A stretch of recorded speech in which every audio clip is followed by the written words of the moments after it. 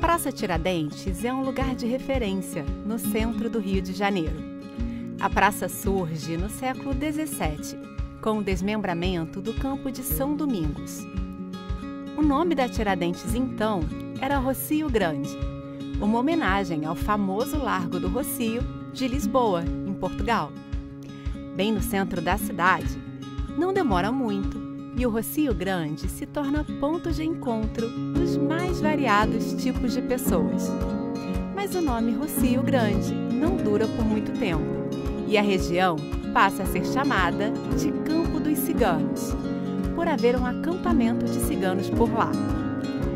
Já em 1747, a igreja de Nossa Senhora da Lampadosa é construída em um terreno próximo.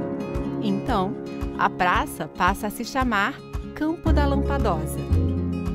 Com a chegada da família real portuguesa ao Brasil, em 1808, a Tiradentes recebe mais um novo nome e passa a se chamar Campo do Polé, por causa de um pelourinho instalado no local. Esse nome dura um pouco mais, por volta de 2 décadas. Entretanto, em 1821, o príncipe regente, Dom Pedro de Alcântara, jura fidelidade à Constituição Portuguesa na sacada do Real Teatro São João, o teatro que conhecemos como João Caetano.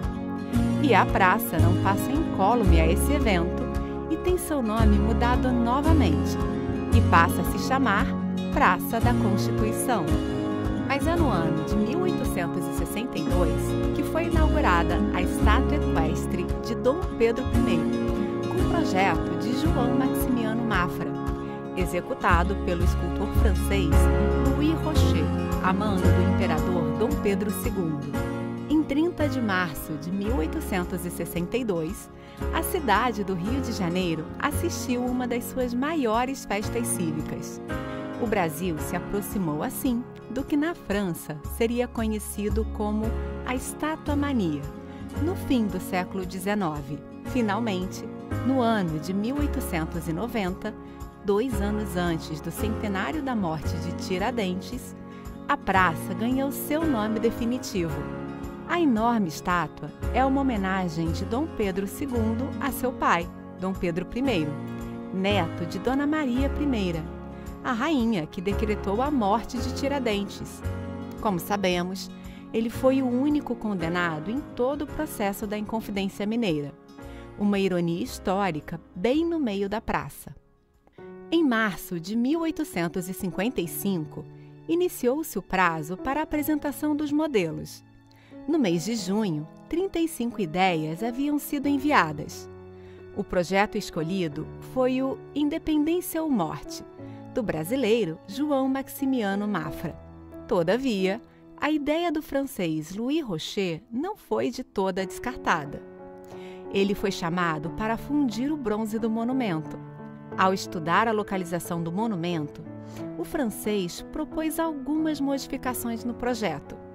A sua mais importante mudança é a adaptação do pedestal a um formato octogonal. Os trabalhos se iniciaram em 1859 e somente em 19 de outubro de 1861 que a peça principal chega da França. Depois de inaugurado, o monumento não escapa de polêmicas. As alterações de Rocher provocam protestos no meio artístico nacional, em defesa do trabalho do brasileiro Maximiano Mafra. Mas o trabalho chega ao final e a inauguração do monumento é marcada.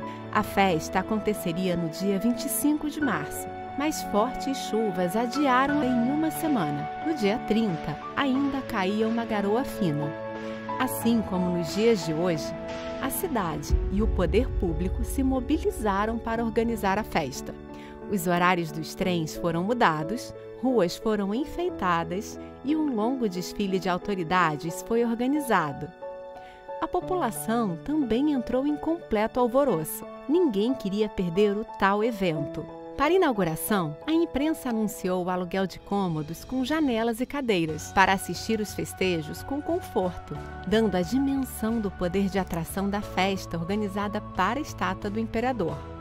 A descrição de toda a cerimônia de inauguração da estátua de Dom Pedro I indica que o rito social envolveu a imagem. O que chama a atenção é o potencial da escultura pública para mobilizar e emocionar a sociedade. A estátua equestre de Dom Pedro I é um paradoxo em si mesma, cheia de simbolismo em todos os seus detalhes.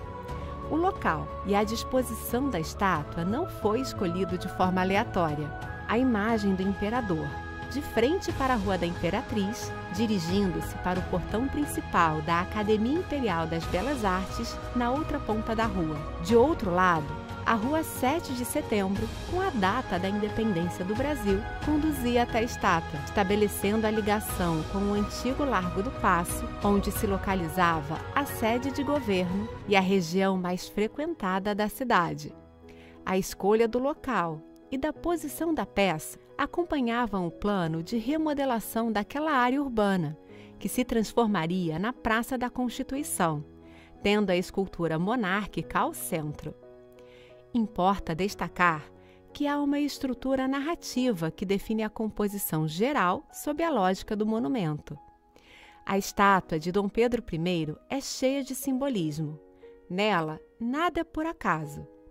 O conjunto é bastante simétrico, de base quadrangular com aspecto octogonal, devido aos cantos chanfrados. Além disso, a estátua de Dom Pedro I é ladeada nas laterais por 2 grandes mosaicos do brasão imperial, em calçamento de pedras portuguesas. A composição escalonada se organiza a partir de um gradil de proteção, uma base de cantaria, um pedestal e a estátua propriamente dita. O gradil de ferro compõe um octógono que cerca a escultura e traz em cada coluna a inscrição de uma data que demarca os principais fatos da história da independência e da afirmação do Estado Nacional. As 4 faces laterais do pedestal de granito trazem os rios do Brasil: Amazonas, Madeira, Paraná e São Francisco. Isso associado a índios esculpidos em bronze. Os brasões das 20 províncias imperiais contornam toda a estátua. E lá no alto, no topo disso tudo, a estátua equestre do imperador Dom Pedro I. Ele está vestido com seus trajes militares, sem as insígnias monárquicas. Em um braço esticado, ele traz na mão um livro, a primeira Constituição do Brasil, outorgada em 1824. O livro se destaca no conjunto. Na face principal da estátua aparece uma inscrição: Dom Pedro I, gratidão dos brasileiros, porque a estátua diz mais do que podemos simplesmente ver ou imaginar. A imagem de Dom Pedro I sobre o cavalo, segurando o livro, nos remete ao momento da proclamação da nossa independência, afirmando o nosso Estado Nacional com a Constituição. A escultura não está apenas na área urbana, interagindo com os cidadãos da cidade. Ela está nos contando uma história, toda uma narrativa, com a intenção definida da construção de um herói nacional. Em abril de 1792, os inconfidentes recebiam suas penas: 11 condenações à morte, 5 a degredo perpétuo e várias penas de prisão. Todos perdiam seus bens. Das condenações à morte, só foi mantida a de Tiradentes, sendo as demais transformadas em degredo perpétuo por Dona Maria I. Tiradentes morreu no dia 21 de abril de 1792, executado na Praça da Lampadosa, no Rio de Janeiro.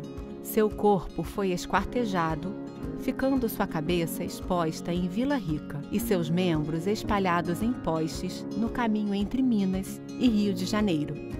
Mas afinal, onde podemos achar uma estátua de Tiradentes na cidade do Rio de Janeiro?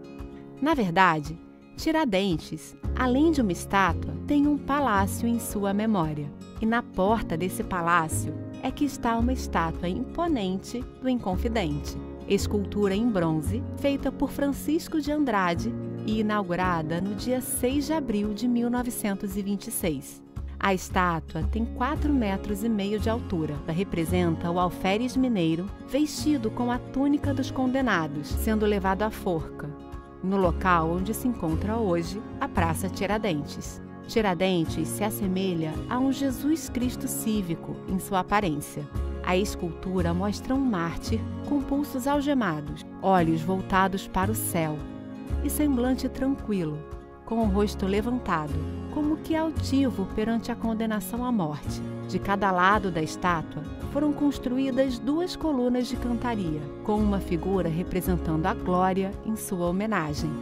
Tiradentes é o patrono da nação brasileira, evidenciando que sua sentença condenatória não é uma desonra, pois o herói foi reconhecido oficialmente com o mais alto título de glorificação do país, como o nosso maior patriota de todos os tempos, um outro herói, recuperado pelo tempo e que tem em sua morte seu maior ato de heroísmo.